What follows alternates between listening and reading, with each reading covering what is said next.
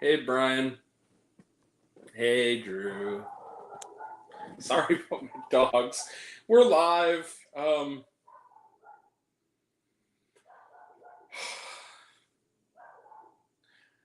First and foremost, why the hell is this movie called Run, Rabbit, Run? Yep. Do the thing. Fuck you! Yeah. It's the Angry Grant Show live, everyone. Oh my god, sorry about my dog. Jojo's having a freaking conniption. Oh wait, we're past he's having a fucking conniption. Hi everyone. It's me, Grant the Movie and TV Guy, Angry Grant Show. Hello. Hello, my friends. Hello. Tonight, we were talking about a movie that I saw way back in January. Why am I talking about it now, you may ask? Because it's coming out next week. Now, I'm about to go on a trip. I'm going to be reviewing films from there. I'm going to be reviewing films until then, basically, this coming weekend, and then after the weekend's done, I'm heading over there. And I looked at my schedule and I realized this was coming up. So I was like, you know what, let's just get it out of the way. So anyway, we're here to talk about a movie, movies and TV, so we do here, and that movie is Run, Rabbit, Run.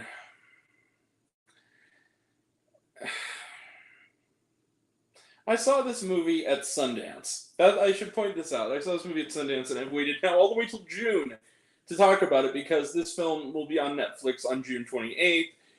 This is your early warning to avoid at all cost, even while you're folding laundry. So, Run, Rabbit, Run is directed by Dana Reed. It is an Australian horror film that really wants to be The Babadook, The Omen, and Relic, but doesn't know how to do it properly.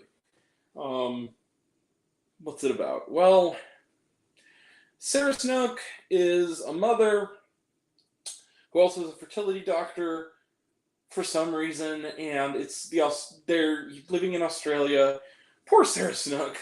She's better than this. Anyway, she is divorced from her ex-husband, Damon Harriman, who has since remarried and had another kid with another woman. But she has a young daughter named Mia. How do you know her name is Mia? Because every fucking line in the entire fucking movie is Mia, Mia, Mia, Mia. It's half of the dialogue in this. She is quite the eccentric little girl. She likes to draw disturbing drawings, as you do. And she's also become convinced that she is another person, the mother's sister, who died under mysterious circumstances. That is she possessed? Is her mother going insane, or is little Mia insane? And the specter of child abuse is brought up, and this movie is awful. Otherwise, fuck the plot. This movie. I said, my brother texted me and asked me how the films at Sundance were going in January, and I said, this movie I just watched at the time, which was Run, Rabbit, Run, I said, is perhaps the worst movie I have ever seen that had its premiere at the Sundance Film Festival. I stand by that. Run, Rabbit, Run is absolutely terrible and ugly and stupid and not scary and just bad. Holy hell. But here's the thing. Because of the distance of time, the almost half a year since I've seen it, it's just, am I still really that angry? No. Because it's gone. It's completely gone. I don't care anymore. The fact that I'm reviewing this movie is purely out of courtesy to my viewers to avoid this. This is terrible. This is awful. This is the worst. It is really, and to make it even better, I don't mean to kick a filmmaker while they're down, and especially to put down a female filmmaker. We really need female filmmakers and women in film, but holy crap. This woman is so pretentious. And not just her movie, the woman. In her in the panel afterwards, she got really, really up in arms about the suggestion that this movie was derivative by an audience member. Like, really, really angry. Like, really? You don't notice this? This movie's pretentious. It is boring. It's not. It's trying so hard to be the Babadook and Relic. But what made those films work is that the context of why the horror was happening had a raw, nervy humanity to it. It felt like something.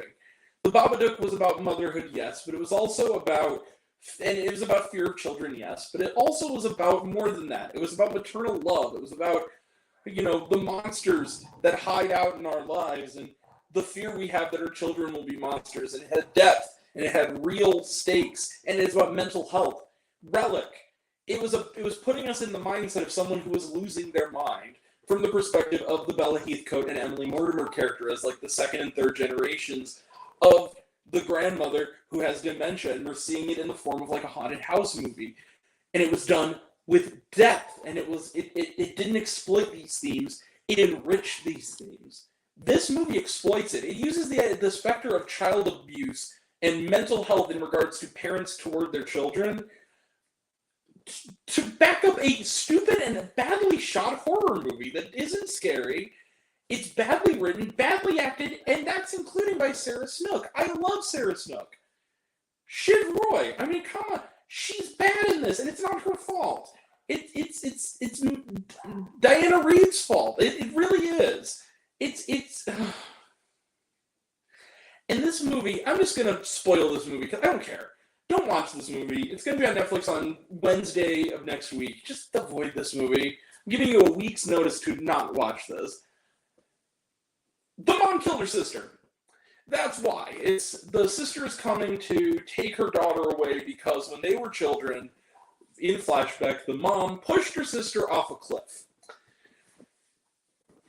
So the ending of the movie, ending, if you can even call it that, the ending of this movie is everything seems to be back to normal.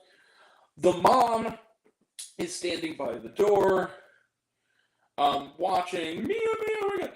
Everything seems to be resolved, and then Mia's playing outside, the little girl, and her sister, who of course is a little girl forever, even though it's the little girl's aunt, because she died when she was the daughter's age, which is why the daughter's acting so strange. She comes over and grabs her hand. Good job, Drew. So am I. Yeah, that is the movie to see. But I will say this. Coming up, we'll have a review of another Sundance movie that is opening wide 2 days after Mission Impossible, Theater Camp. I'm going to review it more fully when we get there. That's a really good film that I saw at Sundance this year. Anyway, but this movie... So anyway, the ending of this movie... he's going... Or she, rather. Little girl is going...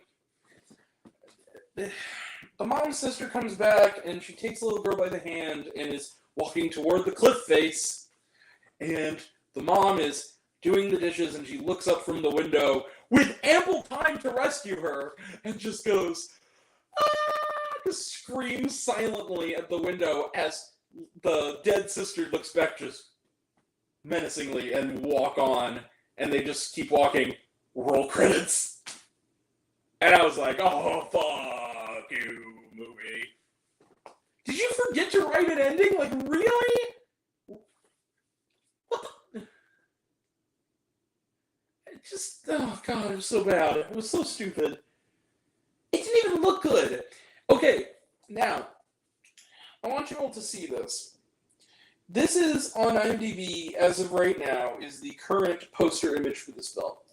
Now, for those who don't go to the virtual Sundance Film Festival or the festival proper, we don't get trailers. Of course, it's a film festival, so for a majority of these, there is no early advertising. That's the premiere of the film. So you only get a teaser image. You get like a screenshot of the movie to figure out what this. This was the screenshot they used to promote this movie. That is the only shot in the entire movie that looks good at all. Everything else is dimly lit. There's poor CGI rain everywhere. there's nothing, and also like that implies that there's going to be like a stark, almost Wolf Creek type of Australian outback, natural sort of stark beauty up against savagery. That's really not anywhere in this movie. It's a bad supernatural allegorical film that really has nothing to it, and it's just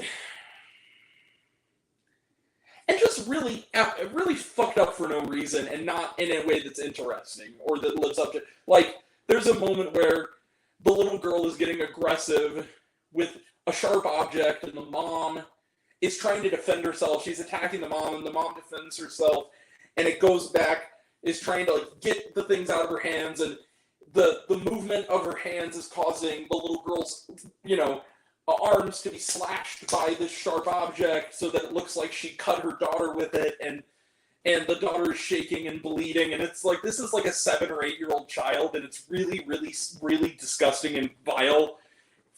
And again, it's not using this abuse and the violence against this child in any way that is justified narratively. It's just horrible and pointless, and it doesn't feed any sort of deeper meaning about child abuse or about anything like that.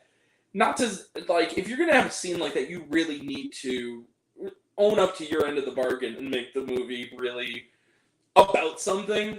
And when it's just pointless to have a scene like that, it just makes it look really ugly and awful, and makes you look ugly and awful on a moral level. Yeah, I hated this movie. This movie was horrible. It was stupid. It wasn't scary. It was also kind of just, it was just kind of vile, and it brought up the specter of really, really bad things that didn't need to be in the film in the first place. I hated it. It was awful. It's one of the worst films I've seen all year, and one of the worst films I've seen so far this decade, and the worst film that has ever premiered at the Sundance Film Festival. And the title should be a warning. Run, rabbit, run. Yes, my little rabbits, run away from Run, Rabbit, Run. And I'm going to give it, you see it, middle finger of kindness. Fuck Run, Rabbit, Run. 0 star, middle finger of kindness. It's terrible. I don't know what they were thinking. Just get out of here with this. You're not Natalie Erica James. You're not Jennifer Kent. Maybe your next movie, I don't know. Maybe you can bounce back from this, but man, this is not a good start. It just to get defensive too, when someone would suggest that maybe your film is derivative of other recent horror films, when it very clearly is. Like, come on now. That's not a good look. Like, I'm sorry, that's just straight up not a good look. It just isn't. It's dumb. Anyway, terrible. Sarah Snook is a star. She will go on to better things soon. I believe that truly. But this ain't it. This really is not it. And genuinely, Sarah Snook is a fine actress. I really hope she finds better work than this on the big screen, because, man, she deserves it. Anyway, Run, Rabbit, Run, terrible, 0 stars. Trailer trash, none. Like I said, watched it on Sundance. The Sundance virtual. Was there shawarma? No, there wasn't. That I can remember. I didn't rewatch it, so I'm not going to rewatch it. I remember it well enough to do proper review. Like the other movies, yeah, I'll try to see them again. Maybe not before I review them, but like I'll see them again. Like Theater Camp, if it's playing, when it's playing wide, I'll go see it before I do the review, but in the theater with an audience. But yeah, this is ass. Anyway, but that being said, Run, Rabbit, Run.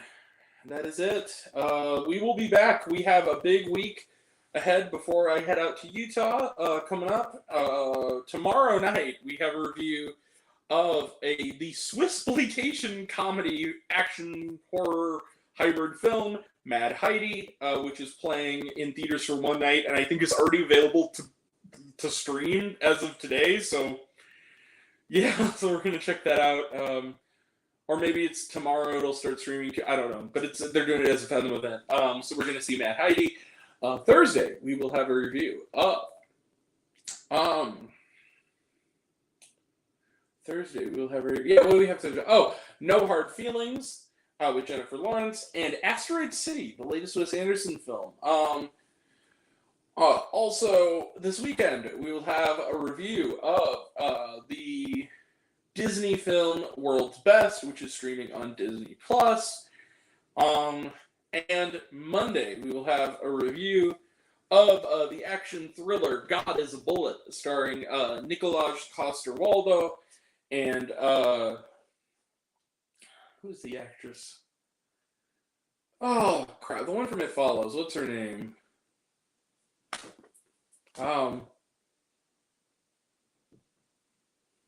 Micah Monroe. So there it is. All right. Yeah. So that's coming up. And then we are going to Utah, and our reviews will be from there. We will have a early review, barring an embargo, for Sound of Freedom, which I'm going to the red carpet premiere of. So that's a big deal. We will not. I am seeing a test screening of The Shift. We will not be reviewing it, however, because it is a test screening. It is not a completed film. But Friday, we will have next weekend, from Utah, probably with some guests, we will have reviews of Indiana Jones and the Dial of Destiny, Ruby Gilman, Teenage Kraken, and I'm also going to try to see Past Lives while I'm down there. Hopefully, I'll be able to see that, and we'll have a review of that.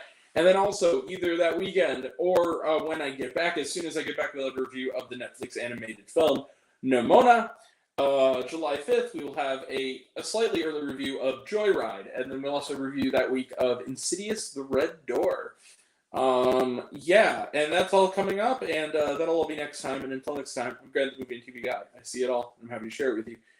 Love you all. I appreciate you all the things. Like, subscribe.